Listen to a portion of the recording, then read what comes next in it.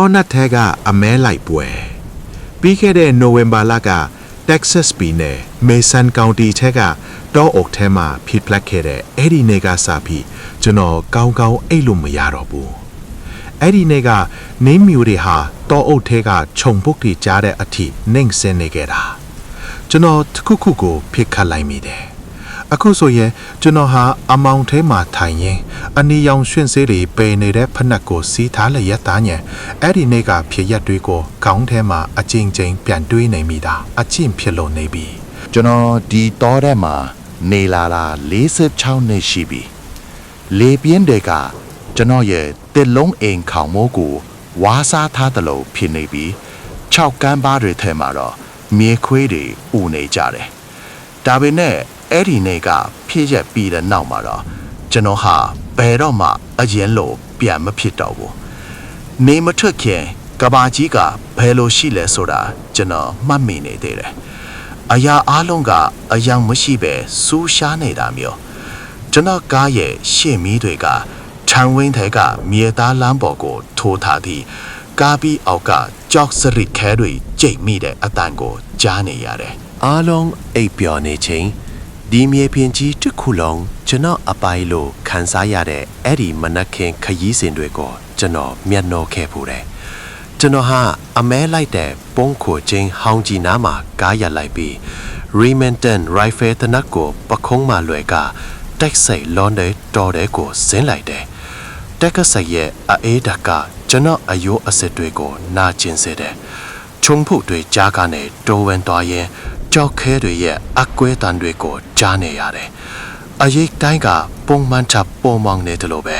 တင်ငုတ်တွေကလည်းလူတယောက်ကုန်းကွာဖြစ်နေတယ်လို့ပဲဒါဟာငါရဲ့စိတ်ချောက်ချားမှုပါလို့ကိုပြန်ပြောနေမိပေမဲ့တစုံတယောက်ကငါ့ကိုစောင့်ကြည့်နေတယ်နာဘယ်နေရာမှာရှိနေလဲဆိုတာသူသိနေတယ်ဆိုတဲ့ခံစားချက်ကိုတော့ဖျောက်လို့မရဘူးကျွန်တော်ပုံခိုချင်းထဲမှာဝင်ထိုင်လိုက်တယ်တစ်သားပြတဲ့ကယာတီဥတူတန်းကြောင့်ကောက်လိမ့်နေပြီတကဘာလုံးကမီးခိုးရောက်တန်းနေပြီရန်ဖန်ရန်ခါချောင်းသားကငတ်အော်တန်းတွေကလွယ်ရင်တိတ်ဆိတ်နေတာပဲကျွန်တော်တနတ်ပြောင်းကိုတင်းဆုတ်ကင်ထားရင်တောအုပ်ကိုအကဲခတ်နေမိသည်တမင်တကောင်ကောင်ရဲ့အမီးလူရှားမှုကိုပဲဖြစ်ဖြစ်အဖြူရောင်အရစ်အယောင်လေးကိုပဲစောင့်ကြည့်နေတာပေါ့မနက်9 နာရီနီးပါးမှာတော့တမင်ဖိုကြီးကကောင်ကိုမြင်လာရတယ်အကောင်ကြီးလိုက်တာဦးချိုကလည်း10 ခွာ10 ခွာလောက်ရှိမယ်သူကတော်တဲကနေတိတ်တဆိတ်ထွက်လာတယ်နေရောင်ဖြောအော့ကိုသူရောက်လာတဲ့အခါ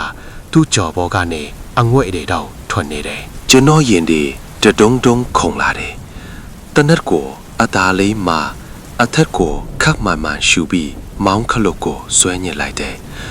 တိုင်းဆိုတဲ့အတန်းကြီးကတိတ်ဆိတ်မှုကိုဖြူခွင်းသွားတယ်တမင်းကြီးဟာရိုင်းနဲ့ထွားပြီးမြေပြင်ပေါ်ကိုဝုန်းခနဲ့လဲကျသွားတယ်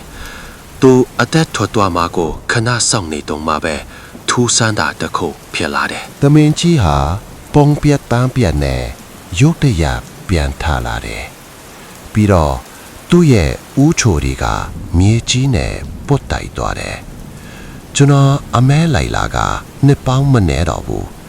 တေးချင်းတရားဆိုတာဘလို့လဲဆိုတာကျွန်တော်ကောင်းသိတယ်ဒါပေမဲ့သူ့ရဲ့လက်ပင်ကရှည်ထွက်လာပြီးကြောရိုးတွေကကျွတ်ခနဲ့ကြိုအတန်တွေထွက်လာတယ်ခြေထောက်တွေကလည်းရှည်ထွက်လာပြီး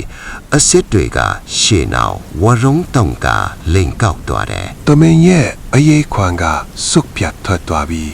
အတွင်းကနီးရဲနေတဲ့ကြွက်သားတွေကတွန့်လိန်နေတာကိုမြင်လိုက်ရတယ်ကျွန်တော်ဦးနောက်ကမြင်နေရတာတွေကိုလက်မခံနိုင်တော့ဘူးထနက်ကိုထပ်မဖို့ကြိုးစားပြီးမဲ့လက်တွေကမလုတ်နိုင်တော့ဘူးအလီထက်တော်ဝါကြီးကကျွန်တော်ကိုစိုက်ကြည့်လာတယ်ဒါဟာဒန်ရထားတဲ့တိရိစ္ဆာန်တကောင်ရဲ့အကြည့်မျိုးမဟုတ်ဘူးတခုခုကိုအာယုံစိုက်ပြီးကြည့်နေတဲ့အကြည့်မျိုးသူကကျွန်တော်စီကိုခြေတလန်တက်လာတယ်သူရဲ့သမင်ခွာတွေကပုံပြက်သွားပြီးကြောက်စရာကောက်တဲ့လက်သေးရှည်ကြီးတွေပါတဲ့လက်ဝါးကြီးအဖြစ်ပြောင်းလဲသွားတယ်ကျွန်တော်နောက်ကိုဆုပ်လိုက်မိတယ် အဲ့ဒီတတဝါကြီးကကြံနေတဲ့အရေးခွမ်းတွေကိုခွာချရင်ရှေ့ကိုတိုးလာတော့မယ်အခုတော့သူဟာတမင်မဟုတ်တော့ဘူးအဲ့ဒါရှေ့ကိုလုံးတွဲနဲ့နီရဲပြီးပြောင်းလဲနေတဲ့အသားရည်ရှိတဲ့လူသဏ္ဍာန်ကြီးတစ်ခုဖြစ်နေပြီသူ့ရဲ့ရုပ်သွင်းကလည်းခဏပြောင်းလဲနေလေ ပြီးတော့သူပါစကပွဲလာပြီးအော်ဟစ်တာမဟုတ်ပဲလူတန်လိုမျိုးအတန်နှိမ့်ကြီးနဲ့စကားပြောလာတယ်။ဘာဖြစ်တာလဲကွာမင်းငါကိုပြစ်လိုက်တာလား။အိုးဖယားရဲ့ဒါကတကယ်နာတာပဲ။ဝါ မဲတည်ရလားဒါဘယ်လောက်နာလဲဆိုတာဒီနေ့ပြစ်စရာတွေအမြကြီးထဲကမှမင်းကငါကိုလာပြစ်ရတယ်လို့ငါကသမင်အယောင်ဆောင်နေတာလေဝတ်ရဲ့ငါပြန်ထားလာရင်ကမင်းကိုအသေးတတ်မယ်လို့ကျင်းဆိုတယ်ကျွန်တော်နောက်တစ်ချက်ထပ်ပြစ်လိုက်မိတယ်ထင်တယ်ရန်ငွေတွေကကျွန်တော်မျက်နှာကိုလာထိမှန်သွားတယ်အဲ့ဒီတတဝါကြီးရဲ့ခေါင်းကပိန်ကြိုင်သွားပြီးငြိမ်ချသွားတယ်ကျွန်တော်တုံရင်နဲ့ဒူးထောက်ထိုင်ချလိုက်မိတယ်ကြည်လိုက်တော့မြေကြီးပေါ်မှာလဲနေတာသမင်မဟုတ်တော့ဘူးတွေ့လေပေနေတဲ့ကိုလုံးတီလူတယောက်ဖြစ်နေပြီကျွန်တော်ကြောက်လန့်တကြနဲ့အဲ့ဒီလူကိုပလတ်စတစ်စားနဲ့ထုတ်ပြီးကနောက်ခံတဲ့ထက်ကအိမ်ကိုအမြန်မောင်းပြန်ခဲ့တယ်အိမ်ရောက်တော့အဲ့ဒီလူကိုအိမ်ထဲတက်လာတယ်ပလတ်စတစ်စားကိုဖွင့်လိုက်တဲ့အကထူးဆန်းတဲ့တတဝါမဟုတ်ပဲတာမန်လူတယောက်ရဲ့ရုပ်သွင်းကိုမြင်လိုက်ရတယ်သူကအတက်ရှူနေတုံးပဲကျွန်တော်ကိုတကိုဖုံးဆက်ပြီးကျွန်တော်လူတယောက်ကိုမားပစ်မိလို့ပါအမြန်လာပေးပါလို့အကူကြီးတောင်းလိုက်တယ်လူနာတင်ကားရောက်လာပြီးသူ့ကိုခေါ်သွားကြတယ်သူနာပြူမလေးကမိန်ဖုံးဆက်တာမှန်ပါတယ်လို့ကျွန်တော်ကိုနှစ်ထိန်သွားတယ်နောက်ပိုင်းမှာရှရစ်ရောက်လာပြီးမိခွန်းတွေမေးတယ်ကျွန်တော်အမှန်အတိုင်းပြောပြခဲ့ပေမဲ့ထူးဆန်းတဲ့အသွင်ပြောင်းမှုတွေနဲ့သူကကျွန်တော်နာမည်ကိုခေါ်ခဲ့တဲ့အပိုင်ကိုတော့ချက်လက်ထားခဲ့တယ် ရှယ်ရစ်ကအစင်းပြေမှာပါအခုဆေးရုံမှာတတိရနေပြီဒါပေမဲ့သူ့မှာဘာအထောက်ထားမှမပါဘူးလို့ပြောပြီးပြန်သွားတယ်အဲ့ဒီညကကျွန်တော်အိတ်လို့မရဘူး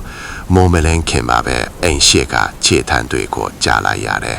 တကားကအသားလေးပွင့်လာပြီးခုနကကျွန်တော်ပြစ်လိုက်တဲ့လူကတန်ရအဆက်မှမရှိပဲအိမ်ထဲကိုဝင်လာတယ်သူကကျွန်တော်ကိုကြည့်ပြီးပြုံးပြတယ် ရဲတွေလည်းပြန်သွားပြီးသူတို့မင်းကိုမကူညီနိုင်ဘူးဝတ်လို့သူကပြောတယ်ပြီးတော့မင်းတကယ်မှားသွားပြီးဝတ်မင်းငါကိုဘာနဲ့ပြစ်လိုက်တာလဲ what ဒါနဲ့မင်းငါကိုဘာလို့စေချင်လဲငါက Texas Store ထဲမှာ AACC လမ်းရှောင်နေတာကိုမင်းကလာဖြစ်တယ်လို့ပြောရင်ခုံတလုံးမှာဝင်ထိုင်လိုက်တယ်မင်းတမင်တကောင်လို့ထင်လို့ပါလို့ကျွန်တော်ကပြောတော့သူကရဲတယ်နာကတမင်အယောင်ဆောင်နေတာလေ what မင်းတီလားမေဆန်ကောင်တီမှာတမင်အမဲလိုက်တဲ့သူတွေအများကြီးရှိရဲဆိုတာငါကမင်းကိုအဖို့ပြဖို့လာတာမှာသူကကျွန်တော်ကိုအဲ့ဒီအိမ်ထဲမှာပဲပိတ်လောင်ထားပြီးဇက်လန့်တွေပြောပြနေတော့တယ်သူဟာလူတထန်းဆောင်ထားပြီးမဲ့သူရဲ့စကားသံတွေကနားထဲမှာပဲ့တင်ချနေတယ်မင်းအပြင်းထပ်ဖို့မကြိုးစားနဲ့ what မင်းနဲ့ငါပြောရှာတယ်အများကြီးရှိသေးတယ်တဲ့ကျွန်တော်အိမ်ထဲခါနေထွက်ပြေးဖို့အချင်းချင်းကြိုးစားတယ်ကားတော့ကိုယူပြီးကားပေါ်တက်မောင်းပြီးမဲ့ကီလိုမီတာတော်တော်များများမောင်းပြီးတဲ့ခါတိုင်းကျွန်တော်အိမ်ရှိကိုပဲပြန်ရောက်နေတယ်သူကတော့အိမ်ရှိဝါရန်တာမှာရပ်ပြီးကျွန်တော်ကိုလောင်ပြုံပြနေလေသူကကျွန်တော်ရဲ့အတေးကလျှို့ဝှက်ချက်တွေကိုတစ်ခုပြီးတစ်ခုပြန်ပြောနေတယ်ကျွန်တော်အဖေအကြောင်းအမေအကြောင်းပြီးတော့ကျွန်တော်ဇနီးထွက်သွားတဲ့အကြောင်းနောက်ဆုံးမှာတော့သူကကျွန်တော်ကိုဒီလိုမေးတယ်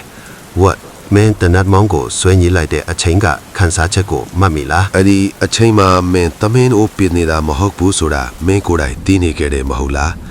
နေဝင်သွားတဲ့အခါသူကကျွန်တော်ကိုသူဖြစ်ခါခံရတဲ့နေရာကိုပြန်ခေါ်သွားတယ်အဲ့ဒီမှာမြေကြီးပေါ်ကသွေးကွက်တွေကြားကနေပုံရိပ်တွေတက်လာတာကိုတွေ့ရတယ်။ဦးချိုတွေလက်ချောင်းတွေပြီးတော့ကျွန်တော်တက်ခဲ့ဖို့တဲ့လူတွေရဲ့မျက်နှာတွေ what မင်းသားတွေကိုအမြဲတဲဖိုးထားတာမဟုတ်လားငါတီကိုရောက်လာတာမင်းတမင်တကောင်ကိုပြစ်မိလို့မဟုတ်ဘူး what မင်းရဲ့ဘဝတတန်တလျှောက်မှာလူ17ယောက်ကိုတက်ခဲ့တာကိုမင်းမှတ်မိပြီလားအဲ့ဒီအချိန်မှာကျွန်တော်ရဲ့အတိတ်ကအမတ်တရားတွေအလုံးပြန်ပေါ်လာတယ် ကျွန်တော်ဟာအမဲလိုက်တမအေးအေးဆေးဆေးလူတစ်ယောက်အဖြစ်တီးမြို့မှာနေထိုင်နေပြီမြဲအရင်တုန်းကတော့မြို့ပြရဲ့အမောင်လောကမှာငွေကြေးအတွက်လူတက်ပေးရတဲ့လူတက်တမတစ်ယောက်ဖြစ်ခဲ့ဘူးတယ် လွန်ခဲ့တဲ့အနှစ်20လောက်ကကျွန်တော်ဟာမျိုးကြီးတွေမှာပြဿနာတွေကိုအထန်တိတ်ဖြေရှင်းပေးရတဲ့လူတစ်ယောက်ပေါ့မင်းငါ့ကိုအမဲလိုက်ခဲ့တာမဟုတ်ဘူးဝတ်ငါကမင်းကိုအမဲလိုက်ခဲ့တာလို့အဲ့ဒီနတ်ဆိုးကပြောတယ်ပြီးတော့လူတိုင်းဟာကိုပြိုခဲတဲ့ကန်းကိုပြန်ခန်းစားရမှာပဲမင်းနဲ့မကြခင်ပြန်တွေ့ကြမယ်လို့ပြောပြီးသူကပြောကွယ်သွားတယ်ကျွန်တော်နှို့လာတဲ့အခါအိမ်ထဲမှာသူ့ရောက်တယ်ပဲတွေးကွက်တွေကလည်းမိုင်ပြောသွားပြီ နေကတောင်ကုန်းတွေပေါ်ကနေထွက်လာတယ်ဒါပေမဲ့သူ့ရဲ့စကားတန်တာတော့ကျွန်တော်အနာထဲမှာပဲ့တင်ထပ်နေတော့မှာပဲမကြခင်ပြန်တွေ့ကြမယ်ဝတ်အားလုံးကိုကျေးဇူးတင်ပါတယ် channel လေးကို follow ခဲ့ပါအောင်